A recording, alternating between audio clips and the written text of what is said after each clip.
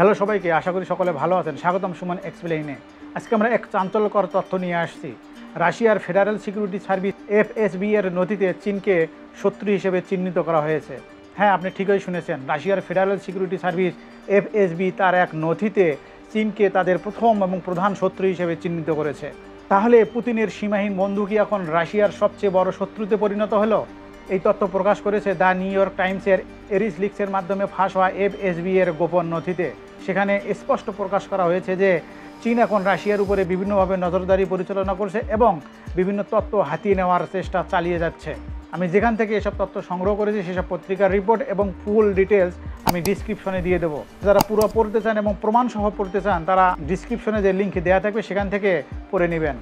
নথিতে রুশ গোয়েন্দা সংস্থারা বিশেষ উদ্বিগ্ন প্রকাশ করেছে। তারা জানিয়েছে যে চীন যেভাবে রাশিয়ার উপর গোয়েন্দা নজরদারি পরিচালনা করছে, তারা যেভাবে রাশিয়ার বিভিন্ন জায়গায় ঢুকে পড়ছে এবং রাশিয়ার মেয়েদেরকে প্রেমের প্রস্তাব দিয়ে তাদের জালে ফেলে সেখান থেকে তথ্য সংগ্রহ করছে, তারা উইচ্যাটের মাধ্যমে তথ্য সংগ্রহ করছে এবং রাশিয়ার বিভিন্ন গোয়েন্দা সংস্থার প্রধানদের, এমনকি সেখানে যারা গবেষণা করছেন গবেষকদেরও চীন টার্গেট করে বিভিন্নভাবে তাদের কাছ থেকে তথ্য সংগ্রহ করার জন্য, তথ্য হাতিয়ে নেওয়ার জন্য বিভিন্ন উপায়ে তারা তথ্য সংগ্রহ করার জন্য বিভিন্ন প্রচেষ্টা তারা চালিয়ে যাচ্ছে। এর চীন সক্রিয়ভাবে রাশিয়ার বিজ্ঞানীদের, গবেষক, পাইলটদের এবার টার্গেট করেছে এবং প্রযুক্তিবিদদের টার্গেট করছে তাদের কাছ থেকে তথ্য হাতিয়ে নেওয়ার জন্য। তারা বিভিন্ন উপায়ে তথ্য সংগ্রহ করার পর সেখান থেকে তথ্য যাচাই বাছাইয়ের মাধ্যমে একদম নিখুঁতভাবে তারা তাদের কর্মদক্ষ পরিচালনার জন্য বিভিন্ন প্রজেক্ট তৈরি করছে। এবং রাশিয়ার গোয়েন্দা সংস্থাদের অনেকেরই ধারণা, যখন রাশিয়া ইউক্রেনের সাথে যুদ্ধ চালিয়ে যাচ্ছে এবং চীনের সাথে যে তাদের বর্ডার রয়েছে, এই বর্ডার যখন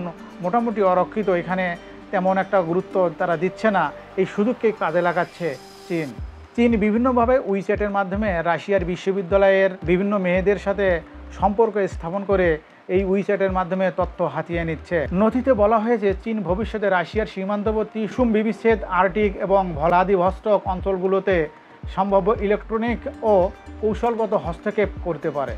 একটি মজার ব্যাপার হচ্ছে, পুতিন বিভিন্নভাবে বিভিন্ন সংবাদপত্রে জানিয়েছে যে এবং সরাসরি শি জিনপিংয়ের হাত রেখে জানিয়েছে যে শি জিনপিংয়ের চীনের সাথে বর্তমান রাশিয়ার সম্পর্ক সামরিক এবং অর্থনৈতিকভাবে অনেকটা মজবুত। রাশিয়া এবং চীনের সম্পর্ক একটা মাইলস্টোন ছাড়িয়ে গিয়েছে। কিন্তু এই সময় যখন পুতিন বুঝতে পারলেন যে চীন তাদের প্রকৃত বন্ধু নয়, চীন তাদের প্রকৃত শত্রু, তাদের কাছ থেকে বিভিন্ন সুযোগ সুবিধা নিয়ে যাচ্ছে, পুতিনের অবস্থা এখন কি হয়, পুতিনের পদক্ষেপ কি হয়, সেটি এখন পুরো বিশ্ব দেখার অপেক্ষায়।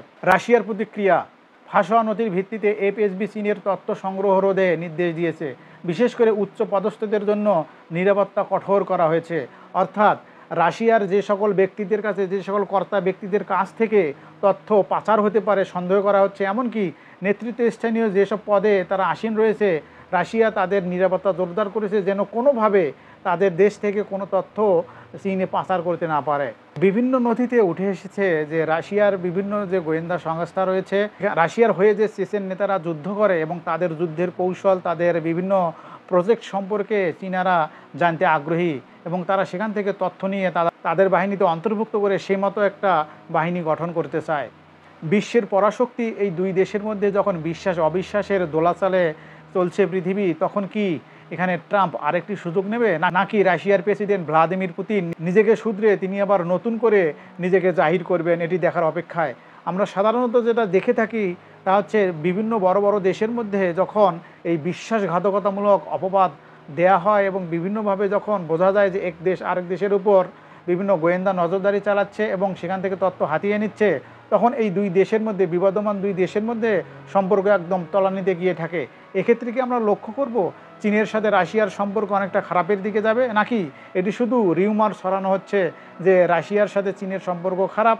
যে আপনারা অনেকেই মনে করতে পারেন যে চীনের সাথে রাশিয়ার সম্পর্ক খারাপ করার জন্য আমেরিকা এখানে একটা কুটচাল চালতে পারে। কিন্তু এখানে প্রশ্ন হচ্ছে যে যখন নিউ ইয়র্ক টাইমসে যখন একটা প্রতিবেদন প্রকাশ করে, সে প্রতিবেদনে অনেকটা ভিত্তি রয়েছে। আপনারা যারা এই ভিডিওটি দেখছেন তারা কি মনে করেন যে এই তথ্য, রাশিয়ার গোয়েন্দা সংস্থার তথ্য, এর মাধ্যমে রাশিয়া এবং চীনের মধ্যে সম্পর্ক অনেকটা ভাঙ্গনের দিকে চলে যাবে, নাকি আবার এখান থেকে রাশিয়া চীনের সম্পর্ক নতুনভাবে আবার মজবুত হয়ে সামনের দিকে এগিয়ে যাবে? আপনারা কি মনে করেন তা আমাদের কমেন্ট বক্সে জানাতে পারেন। আর ভিডিওটি ভালো লাগলে লাইক, কমেন্ট এবং সাবস্ক্রাইব করুন। এভাবে যখন কোনো গুরুত্বপূর্ণ দেশের সরকারি নথি প্রকাশ্যে আসে তখন তা আর দুইটি দেশের মধ্যে সীমাবদ্ধ থাকে না, তা গোটা মিডিয়ায় ছড়িয়ে যায় এবং সে সকল দেশের কাছে তা একটা গুরুত্বপূর্ণ বিষয় হয়ে দাঁড়ায় এবং বিশ্বের সকল দেশের কাছে তা একটা আলোড়ন সৃষ্টি করে। এমনকি এই নথি প্রকাশের পর থেকেই বিশ্বের বিভিন্ন দেশের মধ্যে অনেকটা কানাঘুষা চলছে যে তারা কি চীনের সাথে সম্পর্ক ভালো করবে নাকি রাশিয়ার সাথে সম্পর্ক ভালো করবে। এই দোলাচালের মধ্যে চলছে পৃথিবী। সো আজ এ পর্যন্তই, দেখা হবে পরবর্তী কোনো সুন্দর একটি আলোচনায়। সে পর্যন্ত আমাদের সাথেই থাকুন। ধন্যবাদ সবাইকে।